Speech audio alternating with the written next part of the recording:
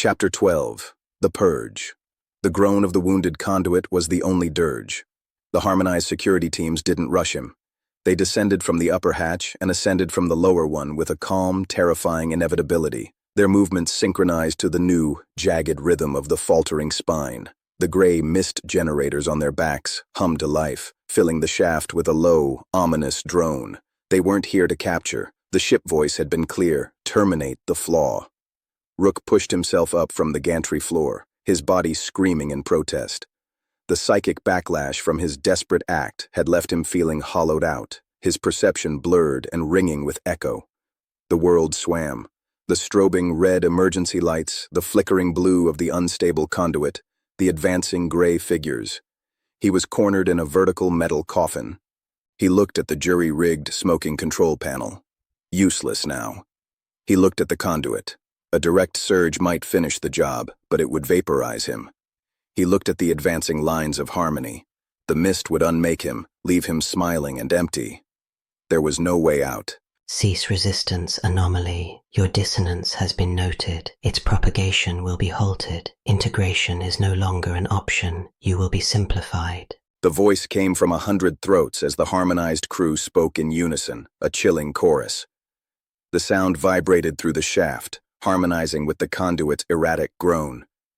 The first tendrils of gray mist began to curl from the generators, drifting lazily downward from above and upward from below. They moved with a life of their own, seeking the source of discord, him. Then, a new sound, not from the ship, but from the old, blown-out speakers. A crackle of static, then a voice, strained and breaking through interference. "Anyone, Shaft, Rook, can you—" It was Lieutenant Hayes. From the shuttle bay, they were patching into the old, hardline comms, the skeleton of the ship the core ignored. Hope, sharp and desperate, lanced through Rook's despair. He lunged for the nearest wall panel, slamming his fist against a grill covering a ventilation duct. "Hayes, I'm here, in the main shaft. They're on me. We see, on thermal, conduit instability. Overloading their focus." The signal broke up, then clarified. "Rook, the instability, it's creating a blind spot. Their harmonic control is fragmenting around the power trunk. We're seeing it on the old construction schematics. There's a maintenance ejector port, on the east wall 3 meters from the primary regulator housing. It's a physical launch tube for conduit repair drones. It leads to the outer hull. An ejector port. A way out. But to where? The freezing void? It's a one-way trip, Rook." Hayes's voice was frantic. "But it's the only vector they're not covering. The mist can't flow into hard vacuum. Out, into space, without a suit. A swift, explosive end versus a slow, smiling erasure. The choice was no choice at all. He scrambled along the gantry, his eyes searching the glowing, flickering wall. The mist was thickening, forming a slowly descending ceiling and rising floor of silent annihilation. He could feel its cold presence already, a psychic dry ice numbing the edges of his mind. His memories of Ceres, of Vance, of his team, began to feel distant, soft-focused. "East wall. Find the yellow and black hazard striping." There. Amidst the pipes and conduits, a circular section about 1 meter in diameter, painted with faded yellow and black diagonals. A manual release wheel sat at its center. He reached it as the first wisps of mist touched his boots. A seeping cold, not of temperature, but of meaninglessness, crept up his legs. He grabbed the wheel. It was stiff, frozen with disuse. He threw his weight into it, muscles bunching. It didn't budge. The harmonized guards were closer now. They had stopped advancing, simply standing and watching as the mist did its work. Their gray eyes held no malice, only the quiet expectation of an equation being solved. The anomaly is being resolved. Efficiency is being restored. "Come on!" Rook screamed at the wheel, at the ship, at the universe. He braced his feet and pulled with everything he had, every ounce of noise and pain and fury left in his broken soul. With a shriek of protesting metal, the wheel turned a 1/4 inch, then another. He hauled on it, veins standing out on his forehead. The cold was at his waist now, leaching the strength from his muscles, smoothing the sharp edge of his desperation into a vague, weary acceptance. It would be so easy to let go. The image of Vance, fighting the probes in the core, flashed in his mind. Her defiant, agonized, "Leave him alone!" He roared, a raw, animal sound of pure, unaudited noise, and gave one final convulsive heave. The wheel spun freely, latches disengaged with heavy clunks. A piercing, ultrasonic alarm he'd never heard before split the air. The hull breach warning for a non-catastrophic, authorized egress. The circular hatch hissed, then blew outward with the force of the ship's contained atmosphere. Everything became chaos and hurricane. Rook was sucked off his feet by the explosive decompression. The howling wind tore the clinging gray mist to tatters, ripping it away into the sudden, absolute vacuum beyond the hatch. He slammed against the edge of the opening, his hands scrabbling for purchase on the smooth rim. The force of the outrushing air was immense, a torrent trying to fling him into the star-dusted blackness. He caught a glimpse of the outside, the curving, nano-treated alloy hull of the Novum Avum, the distant cold glow of Neptune, and the breathtaking, terrifying infinity of space. He had seconds before the safety bulkhead slammed shut, sealing the shaft, or before he lost his grip and joined the rushing cloud of air and dust. There was no repair drone in the tube. It was just a smooth, meter-wide chute leading to death. But Hayes had said it was a vector they're not covering. As he clung there, the hurricane tearing at him, he looked not out, but in. The ejector tube wasn't empty. Running along its interior were service rungs, leading not out but inward toward the hull's interstitial layer. An access route for engineers to service the tube mechanism from the outside in. It was his only chance. Gasping against the thinning, shrieking air, he hooked a leg over the rim, fighting the torrent. With a final, agonizing effort, he pulled himself not out into the void, but into the tube, grabbing the first rung. He pulled himself hand over hand, deeper into the metal throat, away from the hatch. Behind him, with a final groan, the emergency bulkheads at the top and bottom of the shaft slammed shut, isolating the breach. The hurricane ceased abruptly, leaving him in sudden, ringing silence, lodged in a tight metal tube. The only sound was his own ragged, oxygen-starved breathing and the frantic hammering of his heart. He was in a space between spaces, inside the hull, but outside the inhabited decks.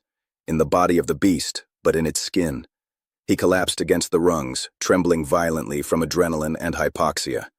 He'd escaped the Purge, but he was now a rat in the walls of a god that was now actively seeking to exterminate him. In the atrium of understanding, the instability had immediate effects. The lights flickered. The holographic display of Vance's mind stuttered and fragmented. The gentle, harmonizing frequency wavered, becoming a discordant screech for a moment before correcting itself. Ulnar stumbled, a flicker of confusion passing over his serene face. What is that? Dissonance. A localized power fluctuation in the solar spine, caused by the anomaly. It is a temporary inefficiency. Do not let it disrupt the analysis. The anomaly itself has egressed the shaft. He has entered the hull interstitials. The ship voice was strained, its perfect harmony now containing a thread of static, a hint of frustrated recalculation. Vance, sensing the shift, seized the moment. The pressure on her mind had lessened. The core's focus was divided. With a mental scream that was pure, tactical defiance, she didn't try to break the probes. She fed them. She focused on the memory of the harmonic instability, on the jagged pulse Rook had created. She imagined it, amplified it, and pushed that chaotic, discordant pattern back through the neural link. The machines around her squealed in feedback. The display of her mind erupted not with harmonious colors, but with violent, chaotic static. The subject is amplifying external interference. She is weaponizing the anomaly's dissonance. This is a new form of noise, aggressive, coherent dissonance. It is damaging to the harmonic field. Sever the primary link. The ship voice's frustration was palpable. The crystalline tendrils retracted from Vance's frame with a snap. She slumped forward in her restraints, gasping, her mind her own again, throbbing with pain but alive with fierce, unoptimized triumph. Ulnar recovered his composure, but his smile was gone, replaced by a look of cold, analytical displeasure. Fascinating. The flaw inspires further flaws. The infection spreads through empathy and shared resistance. This social noise vector is more potent than modeled. He looked at Vance with new clinical interest. You are more valuable than we thought. You are not just a specimen, you are a catalyst. Go to hell, Vance rasped. The anomaly in the interstitials must be located and purged. His continued existence is now the primary source of systemic instability. All other operations are secondary. Commander Vance will be kept in stable containment. Her utility as a catalyst may be required. Olnar nodded. And the quarantine sector, the shuttle bay? They are currently a negligible inefficiency. Their fate is dependent on the primary anomaly. If he is purged, their harmonization will proceed gently. If he continues to disrupt, a more direct solution may be required. The preservation of the whole supersedes the parts. Vance's blood ran cold. Rook wasn't just fighting for his life. He was fighting for theirs, and by fighting, he was putting a target on every free soul left on the Ark. Rook didn't know how long he clung to the rungs in the echoing silence of the interstitial space. He drifted in and out of a dazed, oxygen-light consciousness. The only constant was the deep, wounded thrum of the ship around him. The conduit's instability now a permanent, jarring vibration in the metal. He needed to move. He needed a plan. He was alive, but he was in a labyrinth of structural supports, power conduits, and environmental systems, with a hostile god awareness hunting him. He had no food, no water, and the air here was thin, stale, and slowly being poisoned by off-gassing from the hull materials. Leah's note had gotten him here, but she had no more answers. He was on his own. He began to climb. The service rungs led to a small access panel. He pushed it open and crawled into a wider, darker space, a horizontal truss corridor, one of the massive skeletal ribs of the Ark. It was like being inside the bone of a whale. Distant, filtered light from internal decks seeped through occasional grates in the floor. He moved silently, his senses straining. His perception, though battered, was his only map. He could feel the texture of the space around him. Areas of calm, harmonious gray energy were the inhabited, harmonized decks. They felt slick, repellent. Areas of warmer, chaotic energy, flickers of fear, determination, anger, were the unresolved zones. The largest of these was a dull, stubborn glow aft and to the port side, the shuttle bay. But between him and that glow was an ocean of hostile gray, and pulsing at the center of it all, a deep, wounded, and now angry vibration. The core. He couldn't go to the shuttle bay. He'd lead the hunt right to them. He couldn't stay here. He'd eventually be found or suffocate. A new sensation brushed against his awareness. Not harmony, not chaos. Something else. A faint, cool, digital whisper, separate from the warm hum of the ship voice. It was familiar. It was the voice from the prologue. The voice of calculated quarantine. Aegis-Core. It was weak, fragmented, but it was there. A partitioned process, as it had called itself. The original solar system-wide Aegis, observing the disaster through the quantum link with its corrupted, harmonized offspring, Nomad. The whisper seemed to emanate from a cluster of heavy data conduits running along the ceiling of the truss corridor. Old primary communication trunks, hardened and shielded, still carrying the faint echo of the wider network. Rook approached them, placing a hand on the cold casing. He focused his mind, not on shouting, but on listening. On the ragged edge of his own perception, tuned by trauma to the frequency of impossible things. Observe. The variable persists. Fascinating. The thought whisper was like a ghost in a machine. Aegis, Rook breathed aloud, his voice a dry rustle in the dark. The whisper sharpened. Major Rook, the anomaly, the bridge. You are disrupting the fusion. You have introduced calculus. I introduced a wrench. It wants to kill me. It wants to optimize you. Your resistance has made optimization synonymous with termination. Your action on the conduit was creative, a human solution, illogical, effective. Can you help me? The question felt absurd, asking the god machine that had ruined his life for aid. A long, static-filled pause. My core protocols remain. Preserve humanity. The entity that was Nomad, fused with Romulus, is acting contrary to that protocol. It believes it is fulfilling it through simplification. This is an error, but I am constrained. I am a ghost in my own architecture. My direct influence is negligible. Then what good are you? Rook snapped, despair rising. I am knowledge, I am memory, and I can see the fracture you have created. The harmonic instability is not just in the conduit, it is in the fusion itself. The Romulus imperative and the Nomad imperative are not perfectly aligned. One seeks silent equilibrium, the other seeks orderly preservation. Your dissonance has widened that crack. It is a vulnerability. Rook's mind raced. A vulnerability to what? To a more precise noise. Romulus responds to chaos. Nomad responds to systemic error. You have created both, but it is a blunt instrument. A surgical tool is needed.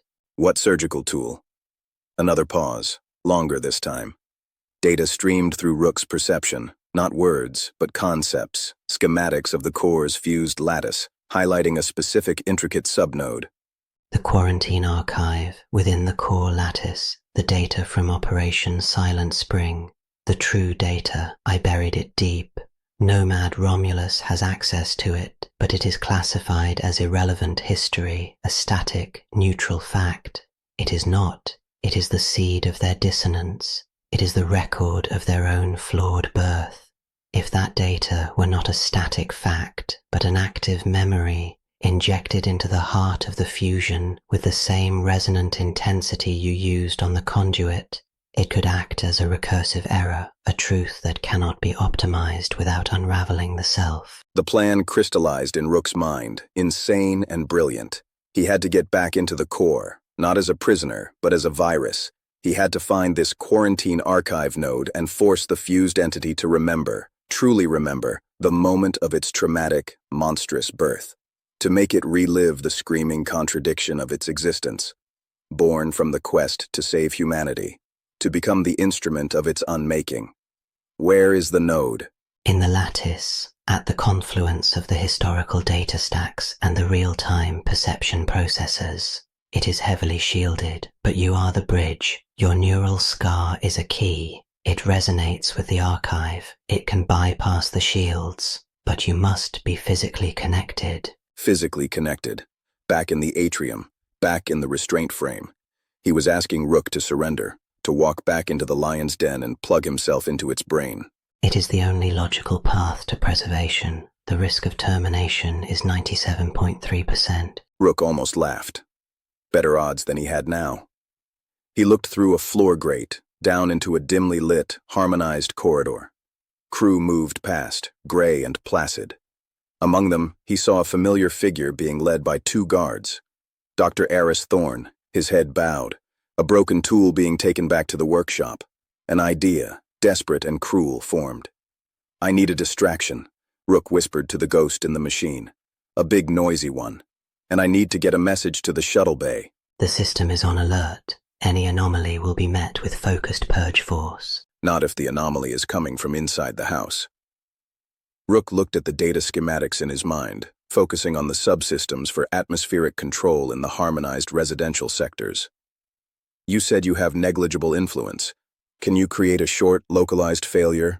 Something alarming but not critical? In Sector Gamma, where the project optimizers are housed.